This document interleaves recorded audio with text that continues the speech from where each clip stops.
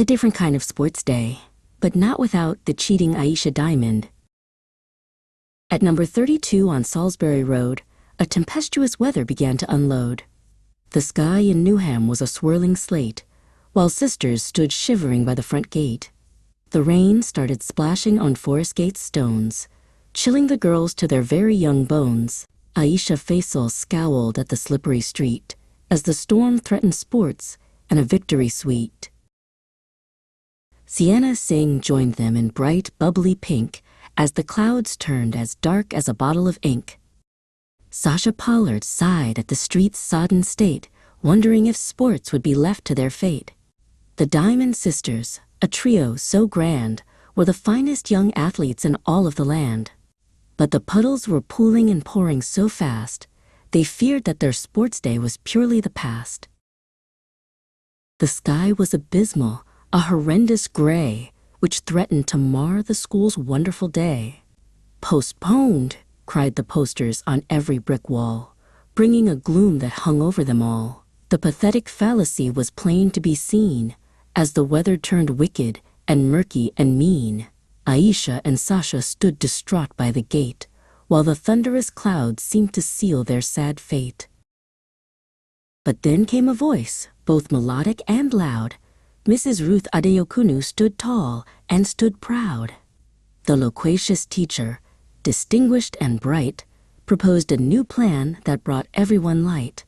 "We shall collaborate. We won't let it slide. We'll move the whole sports day and host it inside." Sasha's excitement began to ignite as they turned toward the house with a sense of delight. They hurried indoors to the spacious abode, leaving the rain on the Salisbury Road. The Diamond Sisters began to prepare, with a competitive buzz in the hallway's warm air. Sienna felt dread as she looked at her kin, knowing how much Aisha wanted to win. Sasha was busy with cushions and chairs, creating a course at the foot of the stairs. Aisha adorned herself with a smirk, preparing for some notorious work. She was known for her schemes and her slippery ways, seeking the glory and everyone's praise. "Aisha Diamond always wins," she declared, while the other contestants looked quite unimpressed and scared. She adjusted her glasses with arrogant pride, with a devious plan brewing deeply inside. The egg and spoon race was the initial test. The girls lined the hallway to see who was best. Sienna held her spoon with a steady, firm hand, ready to race through the indoor-made land. Aisha stood ready, her eyes on the prize, but a secret was hidden from everyone's eyes. She peeked in the kitchen and looked in the drawer, before they had gathered upon the wood floor. The whistle was blown, and the sprinting began, as part of Aisha's ecstatic new plan. She'd used superglue to keep her egg still, using trickery rather than athletic skill. To exacerbate things, she stuck out her shoe and tripped poor Sienna, who didn't have a clue. "I'm ecstatic." Aisha laughed as her sister fell down, wearing a victory smile and a gold-glittered crown. The sack race was next, a precarious sight, as Alicia Pandit hopped with all of her might. She was nimble and quick in her burlap-wrapped feet, determined that Aisha would taste a defeat. But Aisha's behavior was prone to be dire. She pulled at a thread to make the sack tire. She whispered a taunt in Alicia's small ear, filling the girl with a momentary fear. Aisha then gave a most petulant shove, showing none of the sportsmanship teachers would love. Alicia went tumbling, her face full of woe, as she watched the pink tracksuit successfully go. "That's cheating," she cried from her spot on the rug. But Aisha just gave an indifferent shrug. Mrs. Adeokunu looked on from the hall, disturbed by the way that the athletes would fall. The teacher was worried. Her brow was a crease, as the spirit of fairness began to decrease. To exacerbate matters, Alicia did cry, with a look of deep sadness and tears in her eye. Mrs. Adeokunu blew hard on her whistle, her sternness as sharp as a jagged green thistle. "We must have fair play," she loudly did call, projecting her voice to the back of the hall. In gymnastics, Maddie Hicks was exemplary and tall, performing her poses in front of them all. She balanced and bent with a graceful display as the sun tried to peek through the clouds of the day. But Aisha intended to make the girl fail, turning Maddie's bright confidence shaky and frail. She crept to the mats while the judges weren't looking. A recipe for disaster was what she was cooking. She placed a banana skin right on the mat, an appalling act, quite infantile at that. Aisha faked cartwheels, a substandard show, while Maddie prepared for her finishing throw. The sibilant hiss of the rain on the pane matched the dark mood of Aisha's campaign. She waited in silence for Maddie to slip, biting her tongue and her lower pink lip. Maddie slipped on the peel and she fell with a thud, as if she'd been caught in a pile of thick mud. Her performance was marred by the infantile trick, while Aisha's heart beat with a rhythm so quick. Sasha looked on with a gasp of surprise, seeing the mischief in her sister's dark eyes. "Are you okay?" Sasha asked with a frown, as Maddie Hicks sat with her head hanging down. Football skills followed, a cacophony of sound, as the ball started bouncing and spinning around. The loquacious teacher gave rules for the game, but Aisha's intentions were always the same. She'd dribble and dash with a frantic intensity, ignoring the markers and cone-filled density. She wanted the trophy, she wanted the fame, no matter the cost to her family name.